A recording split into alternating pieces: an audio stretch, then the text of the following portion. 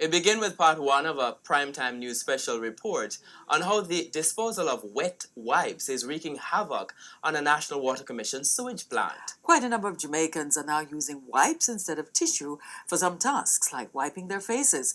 But while it may serve its purpose, it's posing a huge problem for the National Water Commission. The NWC says it's getting calls every day to clear sewers, and wipes are the big cause. TVJ's Shamela Mitchell brings us part one of this primetime news special report. Hortense Harris has been selling clothes and wipes in downtown Kingston for the past 3 years, but the wipes are a big seller for her. The wipes go faster than the tissue right now. Sometimes you sell a 50 wipes, sometimes a 100, 150. Depends on how the market's there. Because you know more one we are selling wipes right here, so you know.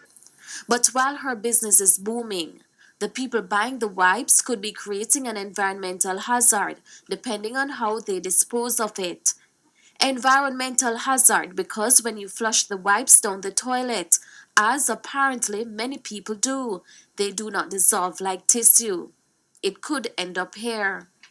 This pile that you're looking at the Elliston Flats treatment facility was collected between yesterday and today, but that is not the only place it would end up. The Soapberry treatment facility is the largest in the island. Sewage and wastewater from Kingston, sections of St. Andrew and St. Catherine would come here on a daily basis. Patrick Daly is the manager of wastewater, Eastern Division at the National Water Commission, NWC.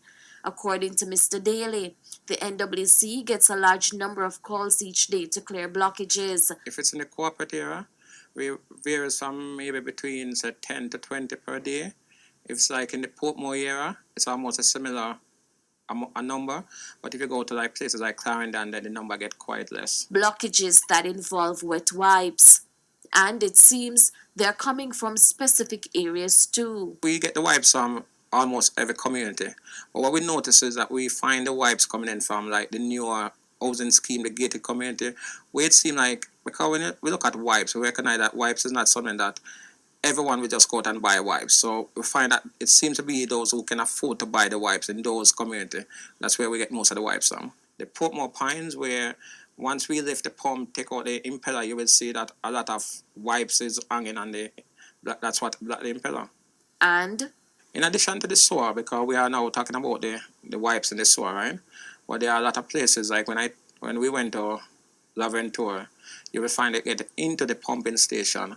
And that's when we had even more severe problem, because at that time, it will affect the pump. It will cause a blockage to the pump, and sometimes we ended up having a burned motor. And once the motor burned, then you'd have to take it off and take it to the repair shop for a couple of days. Those blockages are costing the NWC millions each year. The truck that you see today is a Vectorjet. Well, to import a truck like that costs the NWC just over $55 million. So just from the equipment point of view, plus the workers, then it's very costly. And it's something that we have to be doing 7 days a week. Shamela Mitchell, TVJ News.